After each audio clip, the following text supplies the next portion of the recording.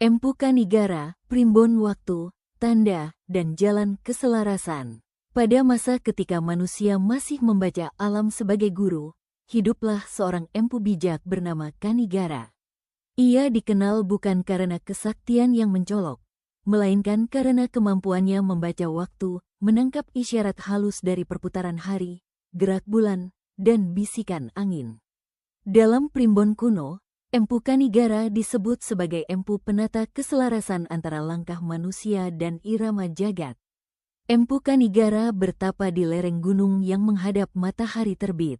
Setiap pagi ia menyambut cahaya pertama dengan hening, mencatat perubahan alam pada daun lontar.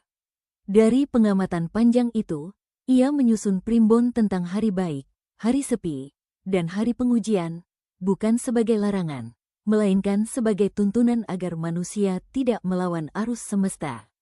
Primbon Empu Kanigara mengajarkan bahwa waktu bukan benda mati. Waktu adalah makhluk hidup yang harus dihormati. Barang siapa memaksakan kehendak pada waktu yang keliru, hidupnya akan terasa berat meski niatnya baik.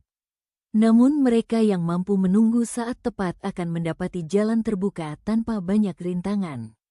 Dalam lembar primbonnya tertulis ajaran tentang tanda-tanda alam, burung yang datang tanpa suara, angin yang berputar di tempat, hujan yang turun saat matahari bersinar.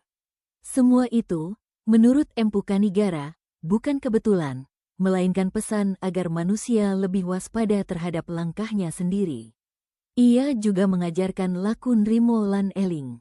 Ketika rencana gagal, jangan melawan dengan amarah.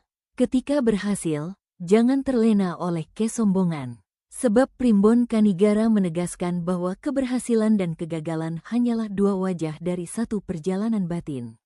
Konon, Empu Kanigara pernah diminta menentukan hari perang besar. Ia menolak memberi tanggal kemenangan. Ia hanya berkata, menang sejati iku nalika manungsa orang ngelanggar watese dewe. Kemenangan sejati adalah ketika manusia tidak melampaui batasnya sendiri. Nasihat itu membuat banyak orang selamat, meski tak semua memahami maknanya saat itu. Menjelang akhir hidupnya, Empu Kanigara mengajarkan bahwa primbon sejati bukan kitab yang ditakuti, melainkan peta agar manusia tidak tersesat. Ia berpesan, jika suatu hari perhitungan hari dilupakan, setidaknya jangan lupakan budi dan rasa. Empu Kanigara wafat dengan tenang, menyatu dengan alur waktu yang ia jaga. Namun primbonnya tetap hidup dalam hitungan hari Jawa, dalam kebiasaan menimbang langkah, dan dalam kesadaran bahwa hidup bukan soal cepat atau lambat, melainkan tepat atau tidak. Dan hingga kini, ajaran Empu Kanigara bergaung lembut, sing ngajeni waktu, bakal dijagain waktu.